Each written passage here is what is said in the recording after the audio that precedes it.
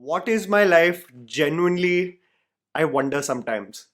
Here is another story that I wanted to share with all of you where I had the opportunity to interact with someone I dearly admire and look up to, and me mildly, let's be honest, totally freaking out internally. So I was spending time in Jakarta this New Year's with a bunch of my friends. By the way, I highly recommend it. If any of you are planning a vacation in Southeast Asia, you're going to have some of the best cuisines. It's extremely affordable, and you can go to any of the neighboring islands for a chill time.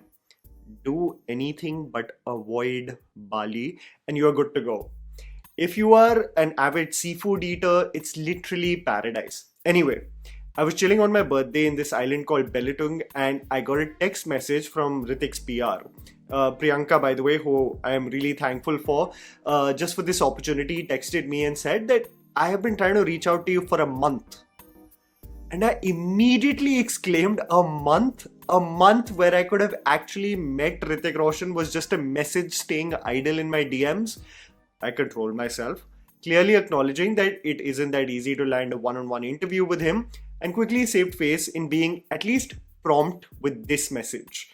Hrithik this month wanted to celebrate with the media spending 25 years of him being in the film industry. With Kaho Na Pyar Hai re-releasing this weekend, he wanted to thank everyone who has been a part of this journey. I slightly get awkward with these kind of invites because the perception of influencers at an event like this is much like what was referenced as a gag at the Golden Globes this year. They're influencers. Most of them don't even go inside. They just make their red carpet TikToks and leave. Also, what happens at these events is that the actors hosting the event almost become like a commodity, each person wanting a personal connection with them in the limited time, and most importantly, holding them down almost hostage so that they get a photograph with them. I, however, just reading the message realized that if I have to be shameless, if I have to come to a point of not giving a flying for one actor, it would be Hrithik. I, of course, did not play it casual like I did with a text message of SRK's manager asking me that, SRK wants to call you, and I dropped a sure thing as if I don't care. I was keen on meeting the man and really putting it to the test, the advice that most people within the film journalism ecosystem tell me. Do not meet your heroes, they often end up disappointing you, and all the beautiful memories you have of their films become tarnished, and you never see them the same way. I really wanted to test this out. So I landed up for the event, and in typical Anmol fashion, who cannot hold a conversation with a stranger for more than 5 minutes, I latch on to one familiar face if I see one. I'm literally that guy at a party that stays with that one friend only to be abandoned, and then I'll open the weather app or my YouTube analytics just so that people feel like I'm doing something really important on my phone. A few conversations flowed. The most entertaining part is that whenever I meet film journalists, everyone has a traumatic story to tell about an interview from hell, and it's good to have a safe space where one can discuss the same. Half of those conversations I was having, I realized it just cannot be recorded. I must also say that unanimously, people mentioned the Netflix roundtable that was hosted by me recently, and more importantly, how sweet and encouraging all of you were in the comment section of those videos. I just genuinely wanted to thank you because as a community of subscribers that really stood out for some people, that it's wholesome that people really rooted for those discussions to be as smooth and interesting as they possibly could have been. Again, I'm eternally grateful for the same. So Hrithik appears a few minutes later, gives a heartfelt speech regarding the years he spent in the industry, how it's crazy that he hasn't done such an event for journalists in 25 years, and how blessed he is to have all these people who have followed and written about his journey all these years. And then everyone is instructed to sit on tables. And speed dating style, Hrithik will spend some time individually with all of us. This is where I felt not even the slightest bit envious of Hrithik because this is truly an introvert's nightmare. I don't know how possibly he pulled this off, but he was literally engaging and talking to journalists for 30 to 45 minutes like a proper sit-down interview. I acknowledge that it's respectful to first spend time with the veterans who have possibly been doing this since his debut. You remember this feeling of sitting outside an exam theater and you were just thinking of the several permutations and combinations of questions that can be asked in the exam and how you would answer them? This is when the overcompensating Anmol kicks in, and you think, how can I, as a Hrithik fanboy, stand out? How can I bring up something that he can be a little taken aback by and say, damn, this guy right here? It's all futile, honestly. And as Hrithik sat with us, he shook my hand and I introduced myself and he said, oh, of course I know you. I controlled myself at the sheer thought that the man who is the reason why I started dancing knows me. A journalist who was, by the way, just attending this event randomly, I don't even know him, actually took a video of me listening to Hrithik when he was talking, and he said the reason I took the video was because I could see a true fanboy in you. I had to ask him to airdrop the video for reference sake just to show to all of you. Many questions were flung Hrithik's way, and I think the unanimous thing that everyone was asking him, even at this event, is the same thing that all of you are curious about. Hrithik, why don't you sign more films? And Hrithik had a very simple answer to the same. He said, I have done every film that I have liked. So remember this, he acknowledges what all of you are saying in being more visible, being in more than just one film a year, but he is very clear of the fact of not doing something he simply does not like from a script or pitch POV. One really solid question that a journalist asked him was that what are 4 movies he believes will stand the test of time?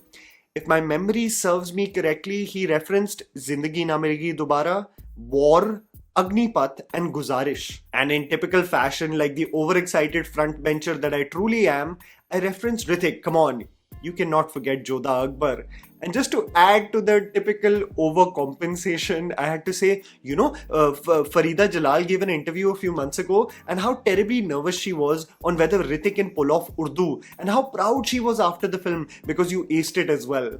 Matlab, full brownie points ke liye Anmol Jamwal is willing to be absolutely shameless with his trivia.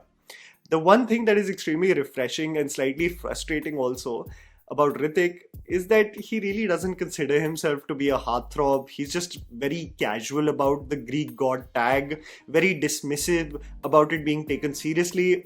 And when you see him in person, you actually start to wonder, if I looked like this, I would generally kind of have like a chip on my shoulder. The man is beautiful and it's slightly crazy because the man was just wearing the most casual outfit and still standing out. Kind of frustrating too. In the conversation, he funnily reflects back on Kaho Na Pyar Hai and not understanding why it became such a rage hit, almost wondering what people saw in it, only for, again, overcompensating frontbencher Anmol to say, have you seen yourself move? No one did that in Hindi cinema ever. I almost got offended for Hrithik to even question the reason for its brilliance. He reflects back on a film like Koi Mil Gaya and believes that it has not aged well because he is not happy with his performance and believes that he overacted in the film. And guess who is going to get offended by that? This guy right here, telling him that upon a rewatch, I still cried when Rohit's scooty broke. I hope he did not get annoyed of me by the end of the meeting. He has noticed amongst the audience a newfound love for a film like Agnipath and how it is almost like the massiest of massy Bollywood films even today.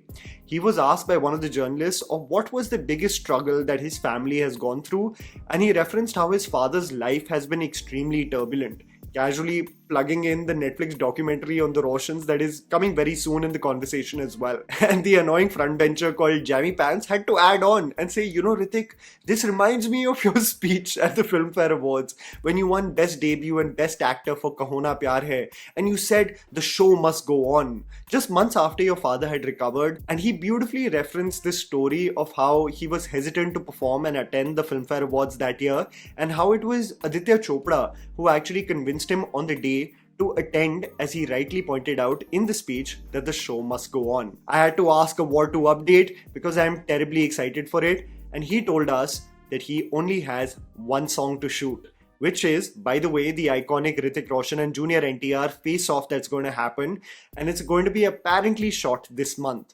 He literally shook his legs and got pumped and said, it's going to be something really special. We took some photographs. I tried to convince him that we're going to do like a War 2 sign. It took some time to explain it to him.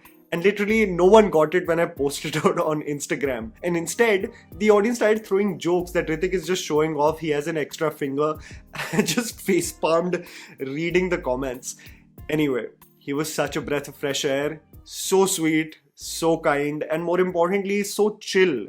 that he absolutely nullifies the idea of heroes not meeting your expectations. He is exactly the vibe I hoped and wished for.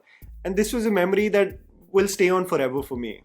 Thank you to you also, most importantly, because it's because of your support that I get to meet people that I have looked up to and admired artistically. I wouldn't get half the opportunities if it weren't for you. And until next time, where I share some Bollywood stories with all of you, as I internally combust in the most normal human interactions. Thank you so much.